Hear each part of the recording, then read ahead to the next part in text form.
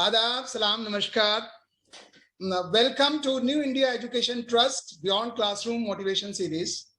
आप बच्चों, आप सबको मालूम है कि हम इस सीरीज में आपकी मुलाकात उन हाई अचीवर्स से कराते हैं, या उन लोगों से कराते हैं जिन्होंने सपने देखे और उन सपनों को हासिल करने के लिए मेहनत की, क्योंकि बगैर मेहनत के तो सपने हासिल नहीं होते। तो उन लोगों से आपकी मुलाकात कराते हैं। आज हम एक खास मेहमान से आपकी मुलाकात करा रहे हैं। ये वो मेहमान हैं जिनका नाम है सदफ चौधरी, और आपकी अचीवमेंट ये है कि आपने अभी जो सिविल सर्विसेज यूपीएससी द्वारा जो एग्जाम कंडक्ट किया जाता है सिविल सर्विस का, उसमें आपने क्लियर किया और आपका ऑल इंडिया 23rd रैंक है। ये हमारे आज की मेहमान हैं सदफ चौधरी। आपको बहुत बहुत मुबारकबाद सदफ, आपको भी और आपके वालिदैन को भी, खास तौर से उन सभी को मुबारकबाद कि आपने जो ये इतना बड़ा काम किया है, आपने वो सर्विसेज के लिए क्वालिफाई किया जो हिंदुस्तान में सबसे आला तरीन सर्विसेज मानी जाती हैं। बहुत बहुत मुबारकबाद सदफ। बहुत बहुत शुक्रिया आपका। जी सदफ, मैं चाहूंगा कि आप खुद अपने बारे में कुछ बताएं, जो है खासतौर से अपनी स्कूलिंग के बारे में बताएं दर्शकों को, बच्चों को, कि आपने स्कूलिंग कैसे की, कहाँ आपने स्कूलिंग की और कब आपके दिमाग में ये आया कि मुझे सिविल सर्विसेज में जाना है।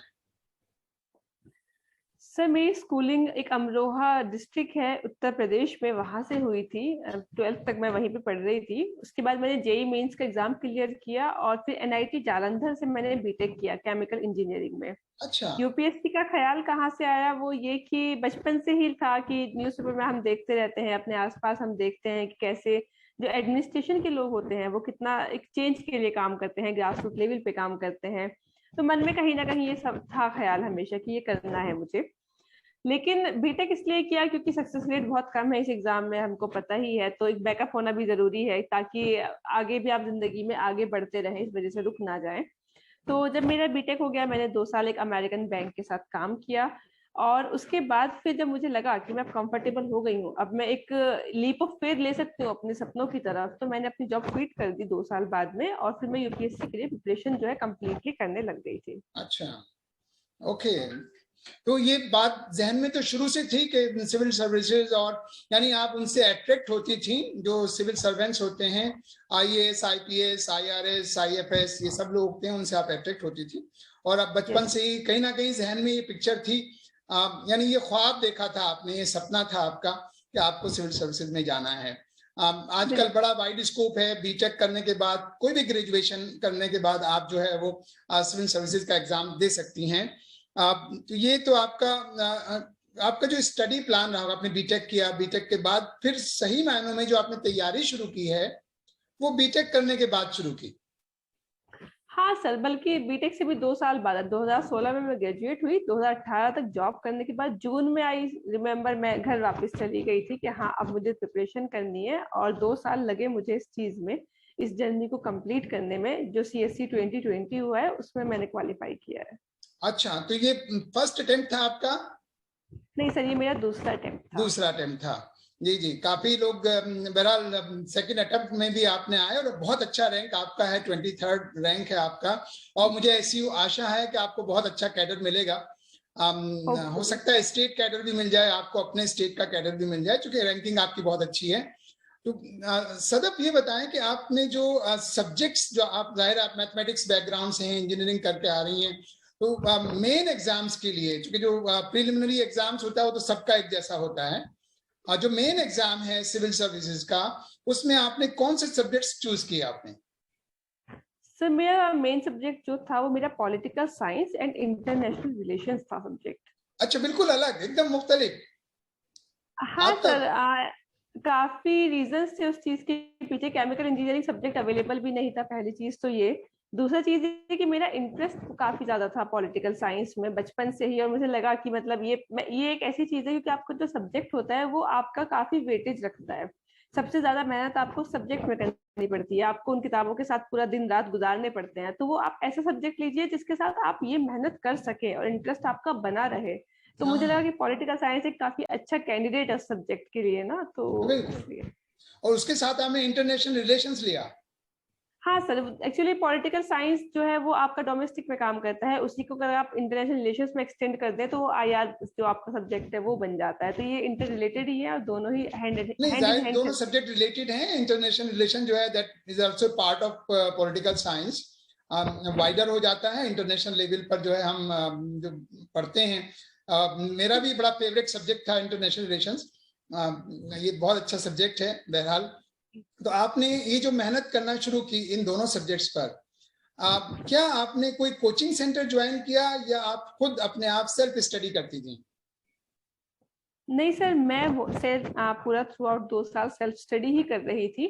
मैं इंटरनेट का काफी यूज करती थी, टॉपर्स की स्ट्रेटजीज देखती थी, रिसोर्सेज वो लोग क्या क्या फॉलो कर रहे हैं, फिर मैं वो बुक्स खरीद के लाती थी, खुद से पढ़ती थी। लेकिन मैंने कोई कोचिंग सेंटर कुछ ज्वाइन नहीं किया था। मैं खुद से अपने आप को इवेल्युएट करती रहती थी रेगुलरली, और अपने असेसमेंट अपना जो करती रहती थी और खुद ही पढ़ती। That's a greater achievement I would say, क्योंकि आपने कोई कोचिंग सेंटर ज्वाइन नहीं किया, आप खुद सेल्फ स्टडी करके।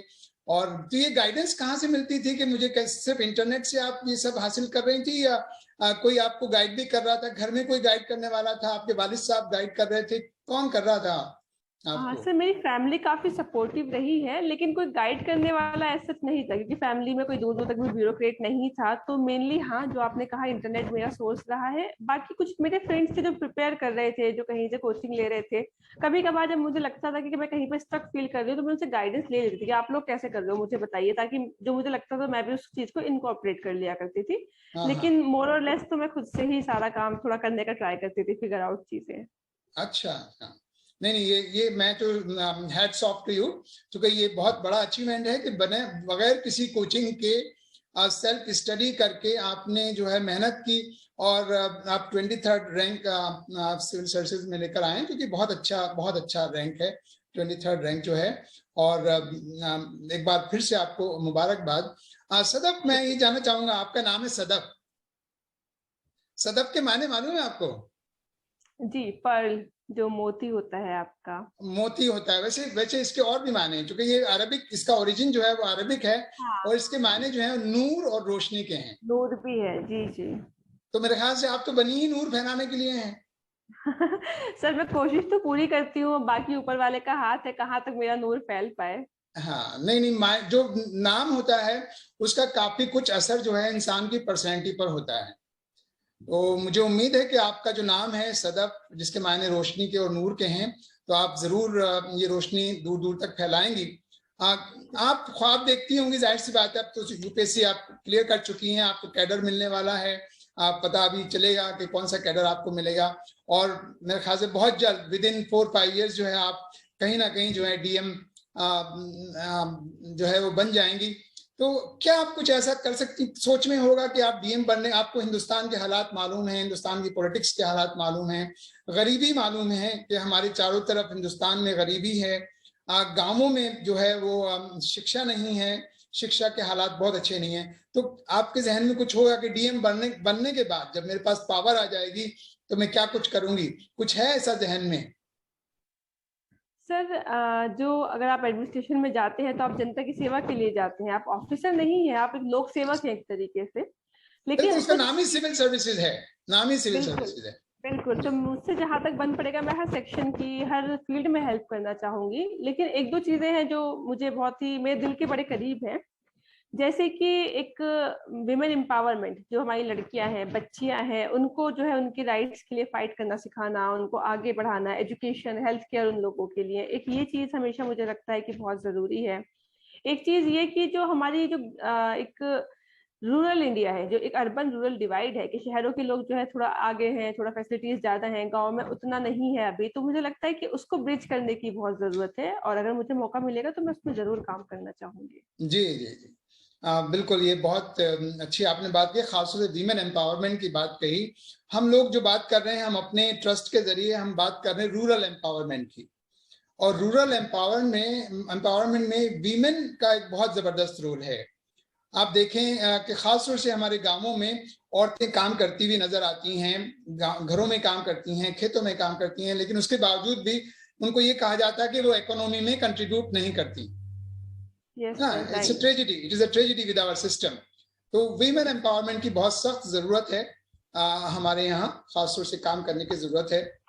बिल्कुल। मैं चाहूंगा कि आप कम से कम 2-4 मिनट जो हैं, जो क्लास 9, 10, 11, 12 क्लास में बच्चे पढ़ रहे होंगे इस वक्त या ग्रेजुएशन भी कर रहे होंगे, और अगर वो सिविल सर्विसेज का सपना देखते होंगे, तो कुछ आप उनके लिए एक संदेश ऐसा दें कि किस तरीके से, जैसे आपने तो बिना किसी कोचिंग सेंटर की तैयारी की है, तो आप उनको भी कुछ मशवरा दें, कुछ ऐसा संदेश दें कि वो भी उस तरीके से तैयारी करें। और इंटरनेट खासतौर से मैं इस बात पर बार बार जोर देता हूं कि आजकल के हमारे बच्चे, उन सब के पास, गांवों में भी बच्चों के पास स्मार्टफोन है, और वो स्मार्टफोन को, नेट को, इंटरनेट को गलत तरह से इस्तेमाल कर रहे हैं।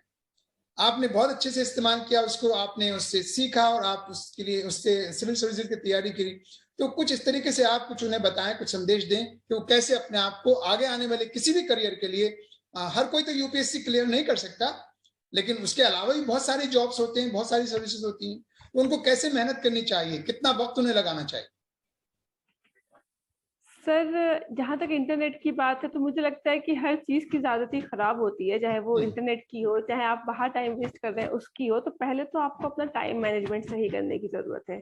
आप देखिए आप कहाँ टाइम वेस्ट कर रहे हैं और उसको आप कहाँ प्रोडक्टिव जगह पे इन्वेस्ट कर सकते हैं। बिल्कुल। दूसरी बात, आपके सपने, जो आपकी बात की कि यूपीएससी करना है यूपीएससी कीजिए, आपको क्रिकेटर बनना है क्रिकेटर बनिए, आपको जो करना है आप वो चीज कीजिए, आर्मी में जाइए, लेकिन आप एक सपना देखिए, एक टारगेट जिंदगी में हमेशा रखिए, क्योंकि बिना टारगेट की जिंदगी तो कोई बेहतर नहीं है। ऐसे तो पशु पक्षी और काफी चीजें जी ही रहे हैं अपनी बेशक जिंदगी, बेशक। आप में और उनमें कोई फर्क नहीं है। हम्म। तो अपना टारगेट रखिए। एक बार जब आपका टारगेट सेट हो गया है, तो आप उसको अचीव करने के लिए अपना 100% दीजिए। ऐसा लगेगा आपको कि बहुत बड़ा टारगेट है, यूपीएससी अगर मैं अपना एग्जांपल दूं, मुझे लगता था बहुत बड़ा टारगेट है, कैसे होगा, लेकिन आप उसको छोटे छोटे पार्ट्स में ब्रेक कीजिए। आप एक वीकली टारगेट रखिए, आप मंथली टारगेट रखिए, उनको अचीव कीजिए। जब आप ऐसे अचीव करते जाएंगे तो आपको मोटिवेशन भी मिलती जाएगी कि हाँ, हम कुछ कर रहे हैं, कहीं आगे बढ़ रहे हैं अपने रास्ते पे। तो जी मुझे बस यही लगता है कि टारगेट फिक्स करना, उसको अचीव करने के लिए 100% अपना डेडिकेशन देना, और अपना एक स्टॉक टेकिंग टाइम के साथ साथ करते रहना कि क्या हम सही कर रहे हैं, गलत तो नहीं कर रहे हैं, कोई चेंज करने की जरूरत तो नहीं है हमें। अगर आप जी यही चीज करते रहे, अपने आप को खुद मेंटर करें, तो आपको, मुझे नहीं लगता बहुत ज्यादा किसी और की जरूरत पड़ेगी। जी जी जी। नहीं नहीं, बहुत बहुत बहुत बहुत शुक्रिया सदब, आपने बहुत अच्छे मशवरे बच्चों को दिए हैं, और मुझे उम्मीद है जो बच्चे इस प्रोग्राम को सुनेंगे, हमारी इस मुलाकात को और इन बातों को सुनेंगे, वो उससे जरूर कोई ना कोई फायदा उठाएंगे। सदब, मैं आपके लिए एक शेर कहना चाहता हूँ। मैं कहाँ रुकता हूँ अर्शो फर्श की आवाज से, मैं कहाँ रुकता हूँ अर्शो फर्श की आवाज से, मुझको जाना है बहुत ऊंचा हदे परवाज से। माशाल्लाह, बहुत हमारी बहुत तमाम बढ़िया। दुआएं आपके साथ हैं, पुरखुलूस बहुत दुआएं, और इस शुक्रिया। उम्मीद, हम ये ऐसी उम्मीद करते हैं कि आप जब ज्वाइन करेंगी आप ट्रेनिंग के बाद, तो आपने जो कुछ आपने सपने देखे हैं, और जो आपने खास तौर से वीमेन एम्पावरमेंट की बात की है, जहां भी आप होंगी, आप हर तरह से वीमेन एम्पावरमेंट के लिए कोशिश करती रहेंगी, और एक हिंदुस्तान को अच्छे, जहां भी रहेंगी, जो भी आपका एरिया होगा, उसमें अच्छे से अच्छा एडमिनिस्ट्रेशन देने की कोशिश करेंगी। बहुत बहुत शुक्रिया सदब सर, आपका। बहुत और मैं एक शुक्रिया बार फिर आपको। से, जी सर, बहुत शुक्रिया ये प्लेटफॉर्म मुझे देने के लिए, और आप बस दुआओं में याद रखिएगा मुझे, और अगर मैं इंशाल्लाह किसी भी इंशाल्लाह। बच्चे को इंस्पायर कर पाई, उनकी जिंदगी चेंज कर पाई, तो मेरे लिए बहुत खुशी की बात होगी। और हमारी तरफ से एक बार फिर से आपको और आपके वालिदैन को, खासतौर से आपकी वालिदा को खासतौर से, जब हम वीमेन एम्पावरमेंट की बात करते हैं, तो मैं एक बार फिर से कहूंगा कि खासतौर से अपनी वालिदा को हमारी तरफ से मुबारकबाद दीजिएगा। बिल्कुल सर। बहुत बहुत शुक्रिया। शुक्रिया सर आपका। देखा दोस्तों आपने, ये थी हमारी आज की मेहमान सदफ चौधरी, जिनका ऑल इंडिया रैंक 23 है यूपीएससी सिविल सर्विसेज 2020 में। बहुत जबरदस्त कामयाबी। और आपने बीटेक किया, और बीटेक करने के बाद फिर आपने सिविल सर्विसेज की तरफ आपने ध्यान दिया, तैयारी की, और बगैर किसी कोचिंग के आपने UPSC civil services exam crack ही नहीं किया, बल्कि बहुत अच्छी पोजीशन 23rd रैंक आपने हासिल किया। आपका कहना है कि आप अगर सपने देखते हैं और अपने सामने अगर मंजिल का तयन कर लें, टारगेट आप अपने सामने रखें, तो आप अपनी इस मंजिल को जरूर हासिल कर सकते हैं, लेकिन मेहनत तो जरूर करनी पड़ेगी। आप मेहनत करें, रेगुलर मेहनत करें, सपने जरूर देखा करें, क्योंकि सपने अगर आप जरूर अगर देखेंगे, तो आपके सपने जरूर कामयाब होंगे, बशर्ते कि आप उन सपनों को हासिल करने के लिए मेहनत करें। प्यारे बच्चों, मेहनत करते रहिए, सपने देखिए और मेहनत करिए, दिन रात मेहनत करिए, और आपको जरूर जिंदगी में सफलता मिलेगी। हमें अगर हमारा आपका ये ये प्रोग्राम आपको पसंद आया तो इसे लाइक करें, इसे शेयर करें और हमारे इस channel new India Education Trust beyond classroom को सब्सक्राइब करें, क्योंकि ये आपका अपना चैनल है और हम इस तरह के वीडियो आपके पास आपके लिए लेके आते रहेंगे। थैंक यू, शुक्रिया, धन्यवाद। Have a great time.